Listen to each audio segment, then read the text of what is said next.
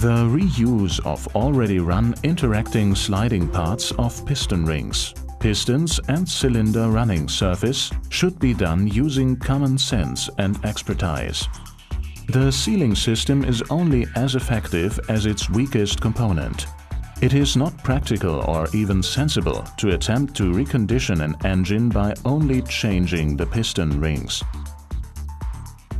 Simply replacing the rings while reusing a worn piston or a worn cylinder liner will not yield the desired results.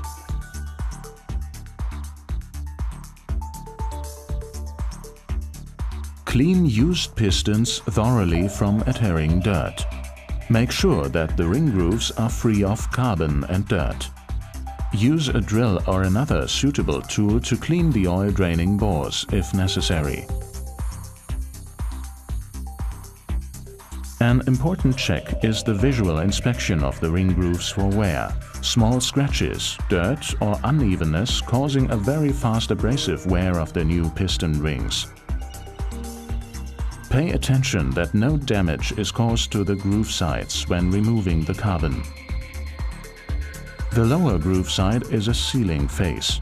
Damage due to scratches may use high oil consumption or an increased blow-by gas emission during engine operation.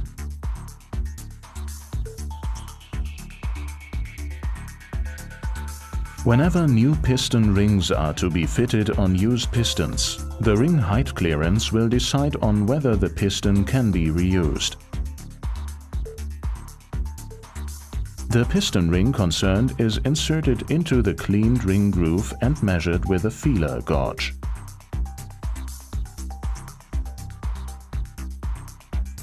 The table shows up to which ring height clearance a piston can be reused. Fitting of the piston rings. It is essential that piston ring pliers are used for fitting and removing piston rings. Attention! If the piston ring is fitted quickly by hand and without breaking, this may be evidence of the skills of the mechanic, but it will usually result in damage to the piston rings when they are fitted. Except of steel rail oil control rings, never fit the rings manually. Never twist a piston ring during the fitment. If the ring is deformed and no longer lies flat in the groove, it can no longer rotate in it, wears on one side or will no longer seal properly. Piston rings with molybdenum coating getting small invisible fractures in the coating, a kind of pre-damage. Due to strong overexpansion, the molybdenum breaks out. Pay attention to the markings. Top means that this side must face the top, towards the combustion chamber. Check whether the rings can rotate freely in the ring grooves. Check whether the ring disappears completely in the ring groove along its entire circumference. For example, the sliding surface of the ring should not protrude over the piston skirt. This is essential since the ring function is not warranted if there is no groove base clearance, for example, due to an incorrect ring or a carbonized groove base. When mounting two-piece oil control rings, always pay attention to the position of the spiral expander. The ends of the spiral expander must always be opposite the ring joint. With three-piece rings, the correct position of the expander spring is indispensable for ensuring the oil scraping function. Prior to installing the piston, always check the position of the expander springs on pistons with pre-assembled rings. The ends of the springs are in a loose condition.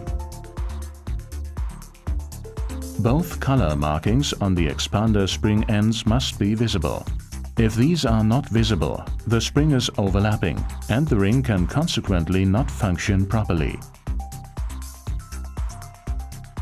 All ring joints of the 3-piece oil control ring, the 2 steel rails and the expander spring must be mounted with an offset of 120 degrees to their counterparts.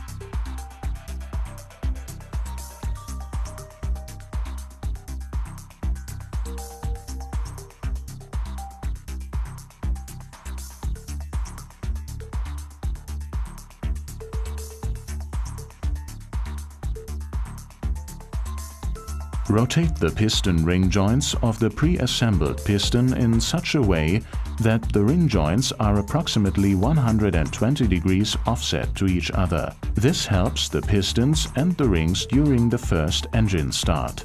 Offsetting the joint ends prevents too much blow-by gas from being produced during the first start of the engine, and therefore the engine starts poorly.